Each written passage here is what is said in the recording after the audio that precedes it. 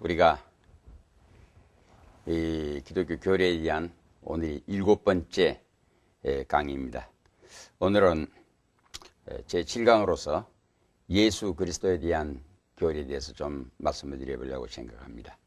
The Doctrine of Jesus Christ. 이 예수 그리스도에 대한 바른 이해를 하지 못하면 우리 기독교 신앙 자체가 무너져 버립니다. 그렇기 때문에 우리가 예수 그리스도에 대한 바른 이해를 하지 못하면 안 됩니다. 현대 일부 자유주의 신학자들이 예수 그리스도에 대한 바른 이해를 갖지 못하고 이제 잘못된 오해로 인해 가지고 우리 성경에서 말씀하고 있는 바른 기독교 운동을 하지 않고 소위 예수 이름을 빙자로 한 사회운동으로 이와 같이 변질되어 가고 있는 모습들을 우리가 볼 수가 있습니다. 먼저 우리가 공부함에 있어서 제가 늘 우리 신학생들에게 강조해서 하는 얘기가 그것입니다. 우리 신학교의 신학생들에게는 누구든지 원하는 사람은 남녀노소, 유무식을 불문하고 하고 싶은 사람은 다 할 수 있도록 기회를 주어놓고 있습니다. 그거는 왜 그러는가 하게 되면은 그렇습니다. 우리 기독교 신학은 학문을 하기 위한 목적이 아니고 어디까지나 하나님께서 우리에게 주어주신 사명을 수행하기 위한 목적을 가지고 있습니다. 그렇기 때문에 여기에는 방법상의 문제가 학문에 의해서 되는 것도 있습니다만 원칙적으로 믿음에 의해서 되는 일입니다. 그리고 또한 더 중요한 것은 누가 진실로 마침내 하나님이 구하시는, 하나님이 요구하시는 그 지도자로 올라설 수 있는가, 이거는 아무도 모르고 자기 자신도 모릅니다. 성경에서 말씀하고 있는 그대로 누가 하나님의 능력을 힘입고 누가 하나님의 지혜를 바로 이제 깨달아 알아서 그 사람이 바로 하나님 앞에 충성된 종이 될 것인지 아무도 모르기 때문에 일단 신학교라고는 이 조직에서는 모든 사람에게 균등한 기회를 제공해 주고 있다는 그 특수성이 있습니다. 그래서 저는 이야기하기를 우리 학생들에게 늘 그렇게 말합니다. 우리 신학생들이 첫째에 신학교에 들어오게 되면은 모든 바깥의 마음을 다 깨끗이 내어버리고 오직 하나님의 영광이 자기 마음을 지배해서 그래서 감사와 기쁨이 넘치는 마음 자세를 먼저 갖춰야 한다는 이 말입니다. 그리고 우리 학교 교훈이 첫째가 인간이 되라입니다. 인간이 되라, 신자가 되라, 학자가 되라. 바로 이 우리 학교의 교훈처럼 먼저 바른 인간이 되기 위해서는 내가 새 사람으로 태어나야 합니다. 즉 바꿔져야 합니다. 변화되어야 합니다. 그러기 위해서는 첫째, 내 마음 가졌던 모든 것들을 다 내놓고 하나님의 영광이 내 마음을 지배하는 사람이 되어가지고 우리가 그 마음속에 신학이라고는 이 어려운 학문을 받아들이는 것입니다. 그래서 첫째는 마음의 기쁨이 이루어져야 하고 그 다음 두 번째는 이해입니다. 여러분들이 학문적으로만 다가가려고 하게 되면은 이 신학의 난이도라는 것이 끝없습니다. 그렇기 때문에 먼저 이제 우리의 표현하는 방식은 구구각각 자기의 수준 따라서 다르지 않겠습니까? 그렇기 때문에 뭐니 해도 첫째, 바른 이해 문제입니다. 바로 이해를 하게 되면은 자기의 수준과 자기의 방식에 의해 가지고 얼마든지 전달할 수가 있다는 이 말입니다. 그렇기 때문에 우리가 이 신학을 공부하기 위해서는 항상 먼저 자기의 정론을 확보해야 하겠는데 그렇게 하기 위해서는 마음가짐부터가 달라져야 합니다 하는 이 말입니다. 그리고 우리 신학생들에게는 특별히 열심히 헤쳐 나가야 할 그 싸움 두 가지가 있는데 하나는 시간과의 전쟁입니다. 시간을 소중하게 아껴 써야 하게 되고 또 어떤 문제가 일어났을 때는 시간에다가 미룰 줄도 알아야 하고 시간을 또 기다릴 줄 알아야 하고 그래서 시간이라는 건 첫째 아껴 써야 하고 시간에다가 미루어야 하는 것 또 시간을 기다리면서 그래서 시간에 대한 관리 이게 중요하고 그 다음 두 번째는 자기와의 싸움입니다. 어떤 실력이나 어떤 가능치나 또는 내가 어떤 사람이 될 것인가 하는 모든 것들이 어떤 누구가 가져다 주는 것도 아니고 특히 우리가 예수를 믿는 사람으로서 내가 하려고 할 때에 하나님께서는 애쓰고 힘쓰는 사람에게 주시게 돼 가지고 있습니다. 그렇기 때문에 끝없는 자기와의 싸움. 어차피 이야기했으니까 우리 신학생들 특별히 신학을 공부하는 분들에게 제가 두 가지를 꼭 이야기 드리겠습니다. 첫째, 말해야 할 것 두 가지가 있는데 안 해야 할 말이 무언가 하게 되면은 아이고 죽겠네입니다. 죽겠네 말 안 해야 합니다. 우리 예수 믿는 사람 입에서 아이고 죽겠네. 그 말은 자기에 대한 부정이고 자기에 대한 저주고 자기에 대한 이 포기고 그건 너무 잘못된 말입니다. 죽겠네 죽겠네 하게 되면 결국 죽을 사람이 죽겠네 죽겠네고 죽음을 향해서 가게 되면 어떻게 하겠습니까? 그러니까 우리 입에서 죽겠네 하는 말이 없어져야 합니다. 특히 우리 이 목회자, 지도자들에게는 앞으로 어떠한 난관이 부딪혀 온다 할지라도 내 입에서 죽겠네. 그 다음에 두 번째가 쉬운 말인데 왜자입니다. 왜? 예? 내가 기도했는데 왜 이런가? 내 인생이 왜 이런가? 내가 왜 이런가? 그 왜자입니다. 왜라고 하는 그거는 하나님에 대한 반항이요, 대항이요, 부정이요. 예? 하나님에 대한 한 거의 그 사상으로 이렇게 해석되어지게 됩니다. 그러니까 우리 예수 믿는 사람은 예하고 아멘하여 하나님께 영광을 돌리니라. 내 인생의 모든 것들을 예로 받아들일 줄 아는 사람이 되어야 한다 그 말이죠. 그 다음에는 모든 것이 그대로 맞습니다. 그대로 하옵소서 하는 아멘입니다.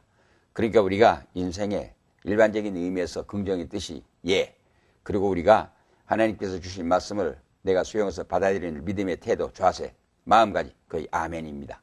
그래서 항상 우리 신학인들은 학문에 임하기 전에 먼저 자기가 일반적으로 갖춰야 할 것들을 갖춰야 한다는 의미에서 이렇게 드려봅니다. 그래서 예수 그리스도에 대한 이제 바른 이해를 하기 위해서는 우리가 세 가지를 드려야 하겠는데, 첫째는 예수 그리스도는 제2위 하나님으로서 인간의 구원을 위하여 동정녀 마리아에게서 성령으로 잉태하여 성육하신 하나님이시다 하는 이 말입니다. 즉 예수님은 동정녀 마리아를 통해서 성령으로 잉태해서 나으신, 즉 하나님이 사람의 몸을 입고 오신 참 하나님이요 참 하나님이란 사람이란 말인 것입니다. 우리가 마태복음 1장 23절에 가게 되면은 보라 처녀가 잉태하여 아들을 낳을 것이요 그 이름을 임마누엘이 하리라 이렇게 하였습니다. 이를 번역한 즉 하나님이 우리와 함께 계시다 함이라 이렇게 말씀하고 있습니다. 그러면 예수 그리스도가 성육하셨다고 한 그거는 기본 교리 세 가지를 지고 있습니다. 첫째는 하나님께서 우리 사람에게로 찾아왔다는 뜻이기 때문에 하나님의 임재입니다. 그 다음에 두 번째는 몸소 하나님께서 떠나있던 우리와 임마누엘이니까 우리와 함께 하시기 위해서 오셨지 않습니까? 그러니까 하나님 동거입니다. 우리와의 동거. 첫째는 하나님의 임재고 둘째는 하나님의 동거고 세 번째는 하나님의 구원입니다. 오셔가지고 우리와 더불어 살면서 우리를 죄악 속에서 건져가지고 우리를 영생케 하신다는 이런 뜻을 가지고 있습니다. 그래서 하나님 예수 그리스도 제2위 하나님이신 예수 그리스도가 사람의 몸을 입으시고 성육신 소위 인카네이션이죠. 하셔서 오셨다는 것은 하나님의 임재, 하나님의 동거, 하나님의 구원이라는 뜻을 가지고 있다.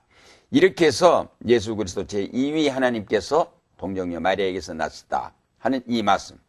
아주 중대한 문제입니다. 그래서 예수 그리스도의 동정녀 탄생과 부활이라고 하는 것은 절대절명의 우리 기독교의 기본, 근본, 교리라는 것을 우리가 알고 들어가야 합니다. 그 다음에 예수 그리스도는 본질적으로 성부, 성령, 하나님과 동일 본질의 하나님으로서 하나님의 은혜의 집행자의 자격으로 이 세상에 오신 분이다 하는, 오신 하나님이시다 하는 이 말입니다. 성부, 성자, 성령, 삼위일체의 하나님이신데 제2위 하나님으로서 우리 모든 하나님의 구속 언약을 몸소 이걸 실천해서 실시하기 위해서 시행자로서 집행자로서 오신 분이다 하는 이 말입니다. 그 다음에는 이 예수 그리스도는 죄가 없는 사람으로서 예수님 외에는 인간에게 구원을 주신 다른 이름이 없다고 하는 이 절대적인 구속주로서 오셨다는 이 말씀인 것입니다. 저는 그렇게 이야기를 합니다. 예수님이 죄가 없으셨다는 것은 이제 처음부터 모든 성경의 교리고 사상입니다만은 저는 현실적으로 이렇게 또 해석을 해봅니다. 이 죄 아래 죽은 모든 사람들은 세상에 무덤을 가지고 있습니다.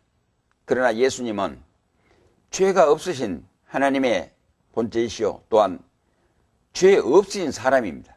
그러니까 죄인들이 겪어야 할 세상의 고생과 죽음, 땅의 묻힘까지 다 우리 인간 구원을 위해서 하셨습니다. 그러나 예수 그리스도는 마침내 부활하셨습니다. 살아나셨습니다. 죄인이 안식기 때문에 이제 부활의 영체로 살아나셔서 우리 부활의 처음 열매가 되시다 하신 말씀인 것입니다. 그 다음 그 두 번째는 첫 번째 예수 그리스도에 대한 바른 이해에 대해서 말씀을 드리고, 이 시간에는 예수 그리스도의 명칭에 대해서, 예수 그리스도에 대해서 우리가 어떻게 이름을 부를 것인가. 여러분들이 성경 말씀을 공부를 할 때에 서기학적 의미에서 그 뜻들은 여러 가지로 다양하게 나와 있는 걸 볼 수가 있는데, 저는 교리적인 의미에서 예수 그리스도에 대한 명칭 4가지만을 말씀을 드리려고 합니다. 첫째는 주, 그 다음에 두 번째는 예수, 세 번째는 그리스도, 네 번째는 하나님의 아들, 사람의 아들, 인자, 신자. 바로 이 말입니다. 이것이 뭔고 되면은 주라고는 말은 나를 구원하신 주님이라고 하는 그런 의미만이 아니라 모든 나에 대한 전체적인 지배권, 소유권, 나의 사활권을 임의로 주재하시는 나의 모든 것들의 주인이요 책임자라는 말인 것입니다. 주의 반대말은 종입니다. 종이라는 것, 그 슬레이브. 종이라고 하는 것은 자기의 행동권이 없습니다. 의사권이 없습니다. 그 다음에 자기 몸에 대해서도 자기의 권리권이 없습니다. 팔면 팔리는 것이고, 죽이면 죽이는 것이고, 오라면 오는 것이고, 가라면 가는 것이고, 주인의 명령에, 즉 그러기 때문에 주인의 소유물입니다. 소위 영어로 로스 프라바리, 하나의 재산일 뿐입니다. 그렇기 때문에 주고받고 거래가 가능하다 이 말이에요.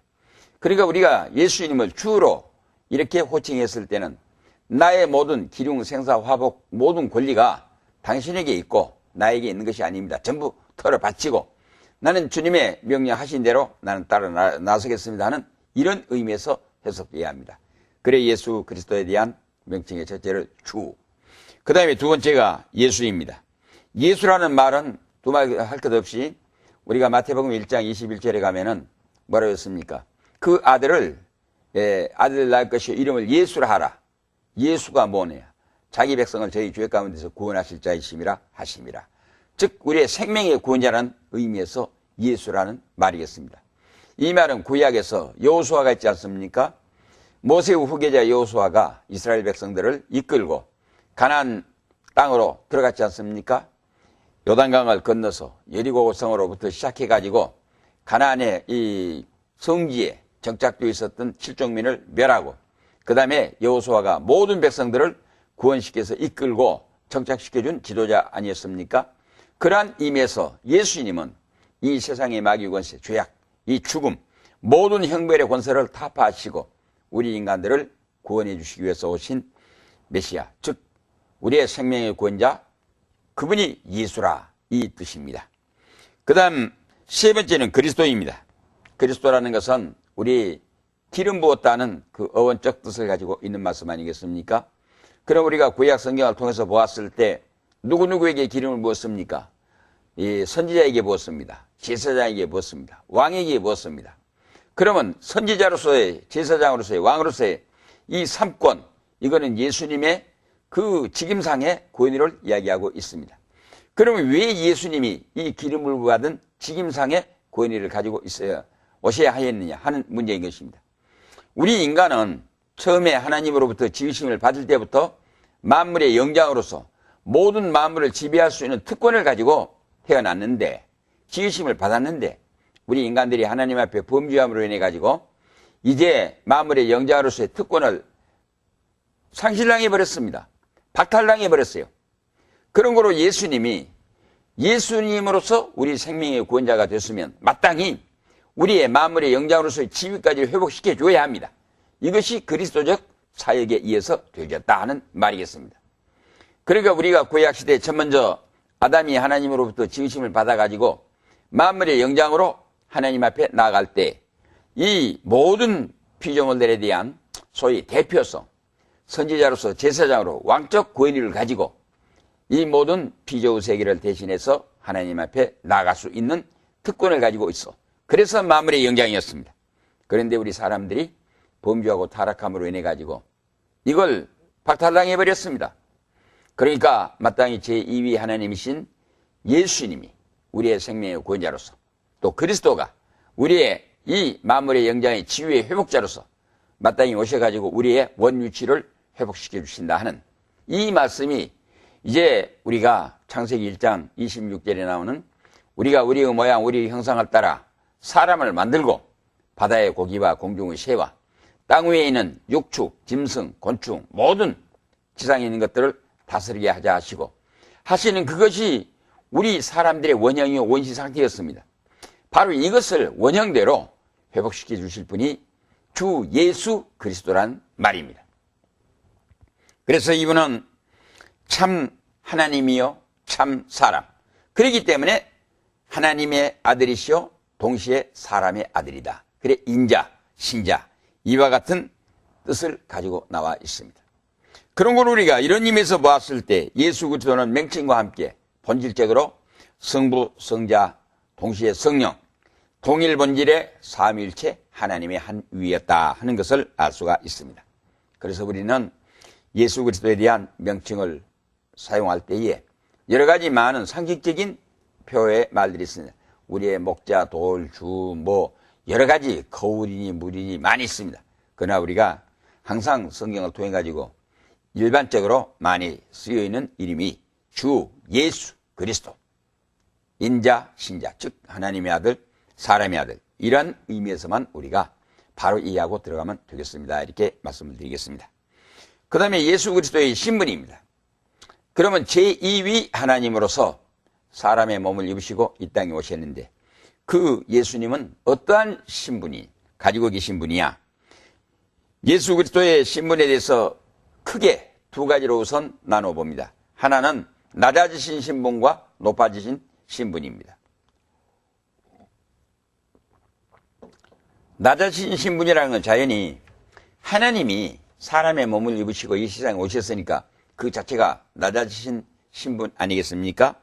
그렇기 때문에 육신을 입으시고 사람으로 탄생하신 인간으로서의 고난, 바로 이것이 예수 그리스도의 낮아지신 신분의 첫째라고 이렇게 우리가 해석해야겠습니다. 그래야 예수 그리스도는 이 세상에 사람을 입고 오셔서 고생하면서 살으셨습니다. 그러다가 마침내는 죄가 없으시면서 십자가에 못 박혀 죽으셨습니다. 그 다음에 사람의 관행대로 이제 땅속에 묻히셨습니다. 그 다음에 장사 지낸 바 됐습니다. 그리고 음부의 강하에서 내려가셨다까지 되어 있습니다. 바로 예수 그리스도께서는 우리 인간이 겪어야 할 모든 이 고초들을 다 지니셨습니다. 이따가도 말씀드리겠습니다마는 예수 그리스도께서 십자가에 못 박혀 죽으시기 전날 겟세마네 동산에 가서 기도하셨습니다. 누가복음 22장에 가서 보니까 뭐라고 말씀드리는가 하게 되면 두 가지 싸움이 벌어졌습니다. 내가 신자 하나님의 아들로서 내가 그대로 초월적인 자기로 이 죽음을 모면해가지고 그대로 통과해 갈 것인가, 아니면 내가 인자 사람의 몸을 입고 왔으니까 사람으로서 내가 죽음을 받아들일 것이냐. 인자와 신자 사이에 몸부림이요 고통이요 싸움이었다고 했습니다. 우리가 성경을 통해서 볼 때는 아버지요 할 수만 있거든 이 잔을 내게서 멀리 하시옵소서. 이와 같이 밤을 새워서 온 밤을 새워서 기도했던 내용이 똑같았습니다. 그런 것도 모르고 제자들은 졸고 있었다고 했습니다. 그런데 예수님의 그 기도하셨던 모습이 우리 인간에게는 삼액체가 있습니다. 눈물이 있고 땀방울이 있고 그 다음에 피가 있습니다. 그런데 예수 그리스도께서 이 밤을 새워가면서 기도하실 때에 핏방울처럼 방울방울 맺혀서 땅바닥에 떨어졌다 이렇게 기록하고 있습니다. 예수 그리스도께서 신자로서 내가 신자의 길을 택해야 할 것이냐, 내가 인자의 길을 택해야 할 것인가, 참 사람으로서의 고통스러움을 그렇게 표현하고 있습니다. 그러나 마침내 예수님은 선택했습니다. 내가 신자로서가 아니라 인자로서 이 만민들을 구원하기 위해서 약속하신 언약대로 내가 왔기 때문에 인자로서 내가 죽음의 길을 택해야겠다고. 그래서 죽기로 결정한 다음에 뭐라고 했습니까? 내 원대로 마옵시고 아버지 원대로 하옵소서. 그리고 나서 마침내 이것이 결정된 다음에 일어나서 제자들에게 자 이제 잡을 자들이 원수들이 다가와서 일어나 가자. 이제 잡히기로 하고 죽음의 길을 자초해서 십자가를 지기로 하셨던 것입니다. 이렇게 해서 예수 그리스도가 죽으시고 땅에 묻히시고 음부에 강하시고 이것이 예수 그리스도의 낮아지신 신분이라는 말인 것입니다. 그 다음에 예수 그리스도의 높아지신 소위 승귀의 신분입니다. 낮아진 신분을 비하의 신분이라고 하면 높아지신 신분을 승귀의 신분이라고 이렇게 말하겠습니다.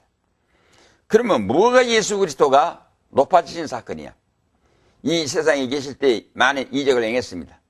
오병이어의 기적을 베풀 때에 이 유대인들의 군중들이 억지로 잡아서 예수님을 왕으로 세우려고 했습니다. 그러나 이것은 순간적인 사건이고 사람들의 하나의 순간적인 군중의 소란이었을 뿐 그 자체가 예수 그리스도의 높아진 사건이 아닙니다. 진짜로 예수 그리스도의 승귀에 높아지신 그 사건은 첫째가 부활입니다.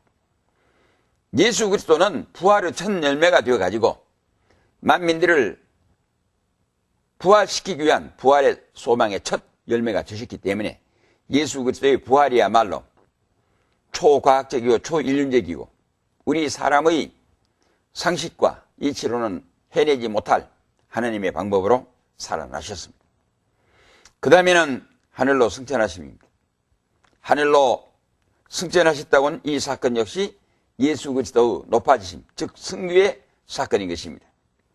우리가 사도행전 1장 11절을 보게 되면 하늘로 올라가실 때에 두 천사가 그를 옹이하고 올라갔습니다.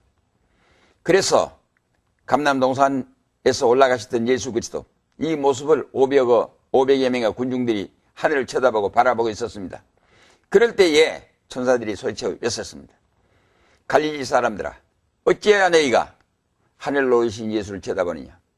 이 하늘로 올리신 예수는 너희들이 보고 있는 그대로 다시 오시리라. 이 소리를 남기고 그 다음에 구름 속에 가려서 보이지 않게 하더라, 이렇게 말씀하고 있습니다. 이거는 낮아지셨던 하나님께서 다시 이제 높아지심에 대한 모습으로서 하늘로 승천의 모습입니다. 그 다음에 세 번째는 하나님의 보좌 우편에 앉아 계심입니다. 예수 그리스도께서 하늘로 올리셨다는 것은 하나님의 보좌, 즉 다시 말씀드리면 삼위일체로서의 제2위의 자리를 다시 회복해서 보좌에 앉으셨다는 말씀인 것입니다. 그 다음에 우리가 예수 그리스도의 승귀에 그 가운데 놓고 해석되어야 할 것이 예수 그리스도의 재림의 사건입니다. 예수님은 반드시 이 세상에 오십니다. 이제 오실 때는 초라하게 말구육간에 태어나셨습니다. 그러나 초림 예수 때와는 달리 재림의 예수로 오실 때는 천사자들에게 호위되어서 천사장의 나팔소리와 함께 온 우주 만물이 떨고 그 앞에 우러러 그를 이제 그의 영광의 모습 앞에 만물들이 굴복하고 두려워하고 떨고 모든 사람들이 엎드리지 않으면 배기지 못할 이런 위험을 가지고 오신다고 말씀했습니다. 그 다음에 천하 만민들을 상선벌악간에 죽은 자와 산 자를 모두 심판하실 것입니다. 심판권자로 행사를 할 것이라는 말씀인 것입니다. 그 다음에 영원한 메시아 왕국의 통치권자가 될 것이라는 말입니다. 이렇게 해서 예수 그리스도의 높아지실 소위 승귀의 신분, 부활, 승천, 보좌에 앉으심, 육체적 재림, 그 다음에 심판, 그 다음에 영원한 메시아 왕국의 통치, 이렇게 우리가 분류합니다. 그 다음에는 예수 그리스도 사역입니다. 예수 그리스도가 무슨 일을 어떻게 하셨는가? 첫째는 그리스도로서의 소위 그리스도로서의 사역. 이 그리스도로서의 사역은 무엇이냐? 선지자로서의 사역. 우리 모든 사람들에게 말씀을 전파하시고 미래에 되어질 영원한 문제들을 우리에게 말씀해 주신 것은 예수 그리스도가 선지자적 직책의 사명을 수행하셨다는 뜻입니다. 그 다음에 제사장으로서의 직무입니다. 제사장은 이 12지파의 이름을 어깨에 가슴에 붙이고 이 제물을 가지고 성소에 들어가서 하나님 앞에 지성소에서 제물을 바치는 것이 제사장의 직무였습니다. 그러나 우리가 히브리서의 전체 사상을 통해서 보았을 때 더더구나 8장 9장에 가면 적극적으로 말씀해 놓고 있습니다. 예수님은 십자가에 못 박혀 죽으셔 바로 이것이 제사장으로서의 제사를 드리며 동시에 제물, 자기의 몸 자신이 제물이 되어가지고 단번에 드리는 완전한 제사를 드린 제사장으로서의 직무를 수행했다는 말씀인 것입니다. 그 다음에 왕으로서의 사역은 세상에 계실 때에도 모든 약자와 모든 마귀의 권세를 전부 지배하셨습니다. 그렇기 때문에 왕적 권위를 가지고 많이 행사하셨습니다만은 이건 오히려 미래적인 의미에서 이 영원한 메시아 왕국의 통치자로서 군림하실 것입니다.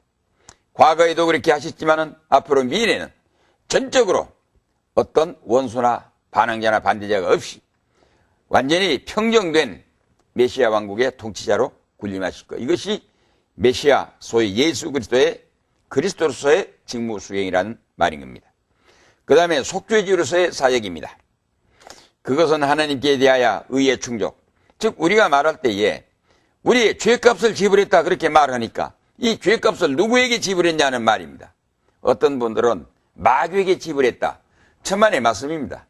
어떻게 전지전능하신 하나님께서 마귀의 죄값을 지불하십니까? 그거 아닙니다.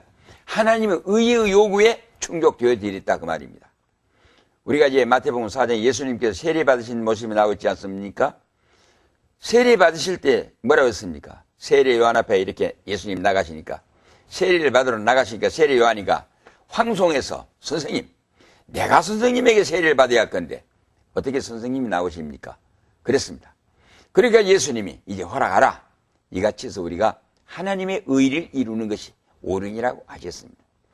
즉 하나님의 의의 요구에 충족된 이것이 예수 그리스도가 이제 죄값을 지불했다는 뜻입니다. 그 다음에 인간에 대한 구원, 하나님께 대해서는 이 죄값을 지불함으로 하나님의 의의 충족, 그것이 바로 우리 인간의 구원, 이것이 예수 그리스도를 통해서 왔다 하는 말인 것입니다. 그 다음에는 속죄, 즉 피로서 속죄를 지불하고 구원해 주셨다. 그래서 이 속죄라고 하는 이것을, 이 구원이란 말을 우리가 우리말대로 쉽게 하면 도로 샀다 그 말입니다. 다시 샀다. 우리가 호세아서를 가서 보게 되면은 호세아가 하나님 앞에 기도하니까 하나님께서 너는 이제 창녀를 너의 아내로 맞이라 했지 않습니까? 하나님의 명령이기 때문에 고멜이라고 하는 여자를 선택해 가지고 이제 결혼했습니다. 이제 애를 낳습니다. 그런데 이 여자가 본래 바람기가 있었기 때문에 집을 투셔 나가버렸습니다. 그래서 이제 호세아 입장에서 나가버렸으니까 이제는 나는 됐다 생각했죠. 그런데 하나님께서 다시 가서 데려오라. 사창가에 가서 다시 내려오라 했습니다. 그래서 호세아가 가보니까 참 완전히 창기가 되어가지고 자기 마누라가. 그럴 때에 자기 마누라니까 매를 때리든지 사정하든지 자기가 이제 남편이니까 그저 데려올 수 있지 않습니까? 그럼에도 불구하고 보리를 2가마를 주고 사서 데려왔다 했습니다. 그러니까 빼앗긴 집 나가버린 자기 아내를 다시 속전을 주고 도로 샀다 그 말 아니겠습니까? 이것이 하나님의 구속의 의미입니다. 하나님께서는 우리의 죄값을 예수 그리스도의 피로 대신 지불하시고 우리 구원해 주셨다 하는 이것을 예수님이 십자가 죽으심으로 성취하셨다 이 뜻입니다. 그 다음에는 그리스도 속죄의 효과가 어떻게 나타나느냐? 우리는 2가지로 해석합니다. 첫째는 범인은 온 세상 만민입니다만 효과는 하나님의 선택이 한 선민이라고는 여기에서 우리는 분명하고 정확한 교리를 가져야 합니다. 우리가 성경대로 말씀을 보게 되면은 만민의 효과는 이 범인은 만민이라는 것이 우리가 요한복음 3장 16절에 그렇게 말씀하고 있습니다. 하나님이 세상을 이처럼 사랑하사 독생자를 주셨으니 이는 저를 믿는 자마다 멸망치 않고 영생을 얻으리라. 이건 그렇기 때문에 복음이 만민들에게 전파됩니다. 그렇기 때문에 이 범인은 만민을 대상으로 하고 있다는 말씀입니다. 그러나 이 구원의 효과는 하나님의 선택한 백성에게만 해당됩니다. 그것도 이제 성경 말씀을 통해 가지고 예수님이 직접 하신 말씀, 이 세상 만민에게 복음을 전한다는 이것도 예수님의 말씀이고 지금 하나님의 선택한 백성들에게만 해당된 것도 예수님의 말씀입니다. 뭐라고 하겠는가 하게 되면은 이제 요한복음 17장 9절에 가서 보게 되면 예수님께서 내가 비옵는 것은 세상을 위함이 아니요 내게 주신 자들을 위함이니이다 이렇게 말씀하셨습니다. 그러니까 예수님이 십자가에 못 박혀 죽으신 것이 이제 효과는 누구에게만 구원이라는 효과가 발생하니 하나님의 선택한 백성들에게만 해당된다 하는 말씀인 것입니다. 이 시간에는 간단히 이렇게 해서 예수 그리스도에 대한 바른 교리를 정리해 드리고 마치겠습니다. 감사합니다.